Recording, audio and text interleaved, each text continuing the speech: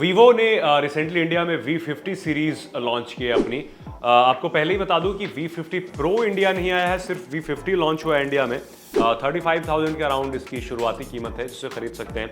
मैंने कुछ समय तक इस फ़ोन को यूज़ किया है थॉरली, एंड देन आपको बताता हूँ इसका रिव्यू कि ये फ़ोन कैसा है, कैसा परफॉर्म करता है।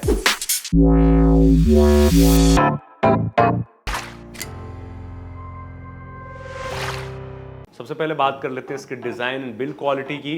पहले लॉन्च हो गया था ग्लोबल मार्केट में, सो नथिंग न्यू। आप डिज़ाइन एक थोड़ा अलग किस्म का है, आप देख पा रहे होंगे कैमरा मॉड्यूल, और यहाँ पर जो ऑरा लाइट है जो कि आप किसी की रात में या कम रोशनी में फ़ोटोज़ क्लिक कर रहे हैं तो ये ऑरा लाइट थोड़ा बहुत उसका फ़ायदा आपको मिल जाता है। और यहाँ पर दो आप कैमरा देख पा रहे होंगे, 50-50 मेगापिक्सल कैमरे, एंड देन सेल्फी कैमरा भी 50 मेगापिक्सल का है। 3 कैमरे दिए गए हैं। फ़ोन ज़्यादा स्लिम नहीं है, मैं एक्सपेक्ट कर रहा था कि फ़ोन इससे ज़्यादा स्लिम होगा, क्योंकि वीवो का जो V सीरीज़ के स्मार्टफोन्स हैं वो stylish and good camera phone के नाम से जाने जाते हैं। इनफैक्ट काफ़ी समय से V सीरीज़ के फ़ोन इंडिया में मिड प्रीमियम सेगमेंट में काफ़ी पॉपुलर हैं। बात कर लेते हैं, नीचे आपको मिल जाता है यहाँ पर टाइप सी पोर्ट और स्पीकर ग्रिल। ऊपर की तरफ आपको कई सारे सेंसर्स मिल जाते हैं of course, and volume rocker keys यहाँ पे हैं। उसके नीचे आपको यहाँ पर लॉक बटन मिल जाता है। ओवरऑल ये फ़ोन देखने में डिसेंट लगता है, एक वेल बिल्ड फ़ोन लगता है, बट चॉइस काफ़ी पर्सनल है। मतलब आपको हो सकता है ये फ़ोन पसंद आए या फिर पसंद ना आए, इट्स अप टू यू। बात कर लेते हैं कि क्या है इस फ़ोन में जो इसे ख़ास बनाता है। सबसे पहली चीज़ कि इस प्राइस सेगमेंट पे आपको IP68, IP69 रेटिंग वाले phone I don't think so ज़्यादा मार्केट में मिलेंगे। तो ये फ़ोन वाटर प्रूफ भी है, एट द सेम टाइम ये फ़ोन डस्ट प्रूफ भी है, वो भी पूरी तरीके से। That's a good thing. उसके अलावा आपको 6000 mAh की बैटरी मिलती है जो इस फ़ोन के हिसाब से इसे बेटर बनाती है, क्योंकि आप इसे आराम से मॉडरेट यूज़ में 1.5 से 2 दिन यूज़ कर पाएंगे। So that's a good thing.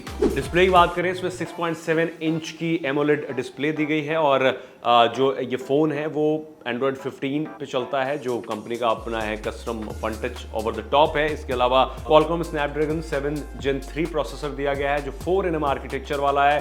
तो ये प्रोसेसर हमने पहले भी दूसरे स्मार्टफोन्स में देखे हैं, रिव्यू किए हैं। प्रोसेसर की अच्छी बात है, पावर एफिशिएंट है और फ़ोन को ओवर हीट नहीं होने देता है। और इस सेगमेंट में ख़ास तौर पे आप अगर गेमिंग भी करना चाहें तो भी कर सकते हैं, no problem at all. But आप फुल सेटिंग्स में गेमिंग नहीं कर पाएंगे, कर लेंगे technically, yes you can do that, but still काफ़ी प्रॉब्लम्स होगी, वो लैग आपको देखने के लिए मिलेगा। और इसके साथ आप 256 GB स्टोरेज वेरिएंट है, 8 GB स्टैंडर्ड रैम है। फोटोग्राफी की बात कर लें तो इस सेगमेंट में वीवो के जो V सीरीज़ के स्मार्टफोन्स हैं अच्छे फ़ोटो लेने के लिए जाने जाते हैं। इनफैक्ट ऐसे फ़ोटो जो सोशल मीडिया फ्रेंडली हो, थोड़ा सा ओवर सैचुरेशन मिलती है देखने को, बट द थिंग इज़ कि वीवो ऐसा करता है पहले से, so that you can feel कि फ़ोटो बहुत अच्छी आई है। सबसे अच्छी चीज़ एक और भी है कि इसके साथ आपको जाइस की ट्यूनिंग दी गई है, कलर ट्यूनिंग। तो आप यहाँ पर जा करके सिलेक्ट कर सकते हैं। आप जैसे ही स्टैंडर्ड फोटो में जाएंगे आपको जाइस दिखेगा। जाइस के बाद आप कई सारे ऑलरेडी इसमें बोके फ्लेयर हो गया या फिर सोनार हो गया, प्लानर हैं, एंड देन सीने फ्लेयर है, बहुत सारे ऑप्शंस आपको दिखेंगे जो बेसिकली फ़िल्टर्स हैं, और इतने अच्छे फ़िल्टर्स हैं जो रियल ही लगते हैं, और अलग अलग सेटिंग्स के हिसाब से आप इसे यूज़ कर सकते हैं बेटर रिजल्ट्स के लिए। तो आउटडोर में या इंडोर में ट्रिकी लाइट सिचुएशन में अच्छा फ़ोन परफॉर्म करता है, फ़ोटोज़ काफ़ी अच्छी आती हैं, कोई प्रॉब्लम नहीं है। और जूमिंग कैपेबिलिटीज़ पे शक है मुझे, मतलब मैंने जितना यूज़ किया, आप जूम करने के लिए अगर टेलीफोटो लेंस वाला फ़ोन ख़रीदना चाहते हैं ठीक ठाक, तो आई डोंट थिंक सो। मैंने जितनी फ़ोटोज़ क्लिक करी मुझे तो जूम अच्छा नहीं लगा इसका उतना ज़्यादा।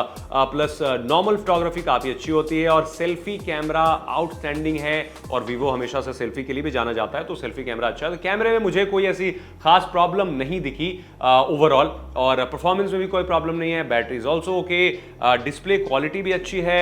और द थिंग इज़ की सॉफ्टवेयर में वीवो ने काफ़ी काम किया है फंटच ओएस में, बट स्टिल मुझे लगता है कि और काम करने की ज़रूरत है, क्योंकि मल्टीटास्किंग में मुझे ऐसा कई बार लगा है कि आप 5-7 ऐप्स एक बार ओपन कर देते हैं। मल्टीटास्किंग तो है यहाँ पर, एक साथ आप 2-3 ऐप्स को ओपन करके रख सकते हैं साइड बाय साइड, बट मुझे वो कभी ऐसा लगा कि कई बार वो लैग करता है या फिर स्लो होता है, I don't know why, but I have tried कई बार, बट अभी भी मुझे ऐसा लगता है कि उसमें कुछ प्रॉब्लम्स है। मे बी अपडेट के बाद कंपनी ठीक कर ले।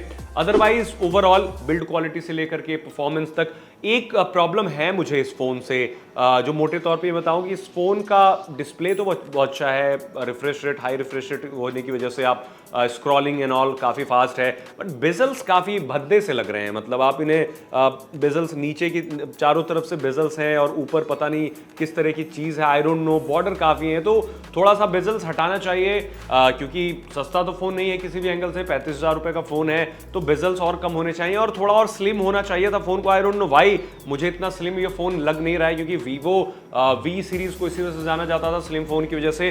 90 वॉट की वो फास्ट चार्जिंग मिलती है, आप केबल से फास्ट चार्ज कर सकते हैं, प्लस इसमें अंडर डिस्प्ले फिंगरप्रिंट स्कैनर है। दूसरी सारी चीज़ें स्टैंडर्ड चीज़ें जो आपको हर फोन से मिलती हैं। जैसे इन दिनों जितने सारे स्मार्टफोन्स लॉन्च हो रहे हैं सब में भर भर के AI फीचर्स दिए जा रहे हैं।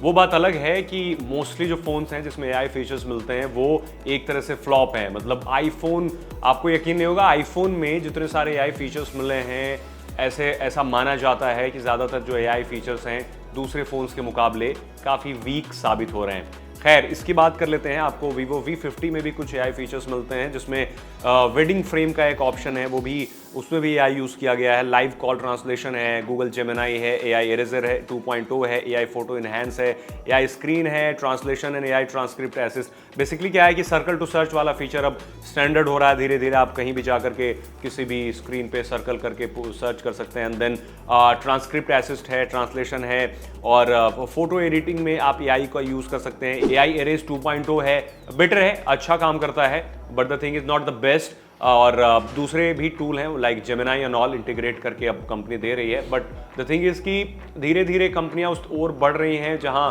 AI परफेक्शन की तरफ आ रहा है, बट स्टिल काफ़ी अर्ली स्टेज में है। AI गलतियां करता है, कई बार आप फोटो एडिट कुछ और करना चाहते हैं, कुछ और ही हो जाता है, तो AI पर उतना रिलाई ना करें। बट बेसिक चीज़ें, आप बेसिक पर्पस सर्व हो सकता है without using third party AI apps, क्योंकि मैं भी आपको रिकमेंड नहीं करता हूं कि आप थर्ड पार्टी AI ऐप्स अपने फ़ोन में यूज़ करें, क्योंकि ज़्यादातर जो आप प्ले स्टोर से AI ऐप्स डाउनलोड करते हैं वो या तो फ्रॉड होते हैं या आपके फ़ोन का काफ़ी टोल ले लेते हैं, यानी काफ़ी सारी डेटा चुरा लेते हैं, या फिर हो सकता है आपके सिस्टम में प्रॉब्लम भी क्रिएट कर दें। तो जो फ़ोन के इनबिल्ट AI हैं पहले आप उन्हें ही यूज़ करने की कोशिश करें, अगर ना हो तब आप दूसरे ऐप्स की तरफ जा सकते हैं जो क्रेडिबल हो। तो अब बात कर लेते हैं कि ये फ़ोन किन के लिए है, क्या पर्पस सर्व करता है ये फ़ोन।